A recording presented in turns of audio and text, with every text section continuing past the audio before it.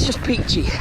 Me, Mary and Winnie out for a morning run. We were just saying actually that sometimes in the morning it takes a little while to get going, but when it clicks, it feels good, right? Yeah.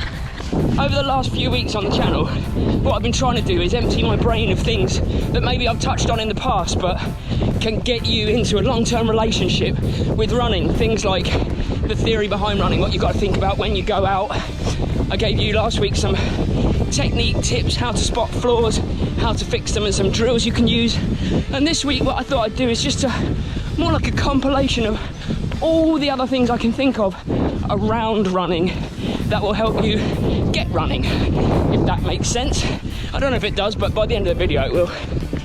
Alright, I'm not going to spend too long this week going over what I've already gone over on the channel, because every concept that I'm going to talk about today, and I'm going to give you 6 things behind the thing, as in all things that can help you enrich your running experience without it actually being running or a session idea.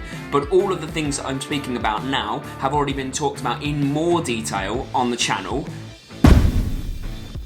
So make sure, if you're interested, get back and have a look back. But we're going to go in this order because I've created a snazzy little acronym called RACES. I had to put 2 S's in because I couldn't make it fit otherwise. Anyway, RACES. R stands for read. If you're interested in running, don't just go out and run. Get yourself some books, have a read about some running experiences or some psychology behind running style books, or even magazines or articles or reading on the internet. But it really helps create a layer around the running that fuels you. When I read my book, I get excited about what my next run will bring, and I learn a little bit of information each time, and it helps enrich my experience. Number 2, analysis. I've spoken about this at length many times, but the number 1 investment that you can put into your running experience to make it a lifelong relationship is get a running analysis. Now, you might think, well, why do I need a running analysis if I'm not getting injured? It will prevent you getting injured. It's almost like prehab. It's almost getting up ahead of it. It is an investment. It is in the hundreds of pounds rather than 10 or 20. You can get cheaper ones, but they are worth the investment. The likelihood is that the person who knows what they're doing, who is doing it, will spot some kind of technique flaw or muscle imbalance and help you correct it before it goes wrong. So, crucial run analysis. I've had 2 or 3 in my running career, and honestly I would say that they've saved me from particular injury or helped me get over an injury. Worth thinking about. C, clothing.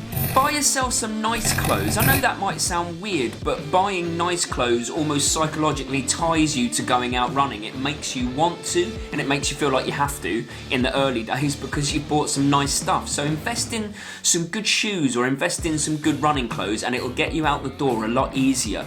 Particularly shoes, because obviously the better the shoe, the more cushioning or the more support that they'll give you. So really important is clothing. E is for ego. You're gonna have to learn to put it in a box, because all runners want to train harder than they should the majority of the time, and it comes down to essentially wanting to feel like you're getting something out of the session. But the best benefit is when you're going out there and you're training in the right zones, and that comes back to the reading as well and educating yourself about where best to train and when, and this channel obviously.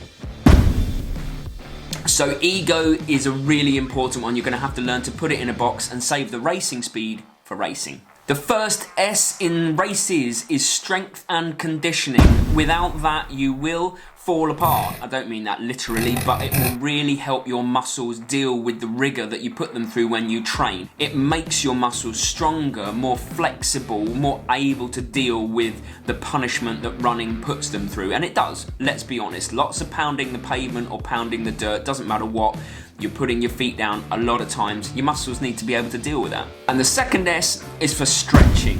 Get yourself a religious stretching routine to do after every single session. And I know that sounds like a bit of a pain, but again, this is prehab. This is getting up ahead of it. It's not rehab.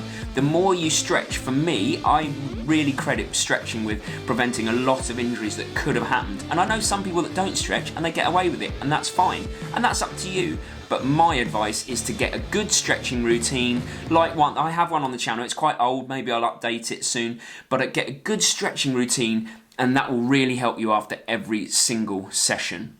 And I hope that helps. Remember the acronym RACES, because I've just made it up. But I do hope that it helps. Just a quick hit through everything.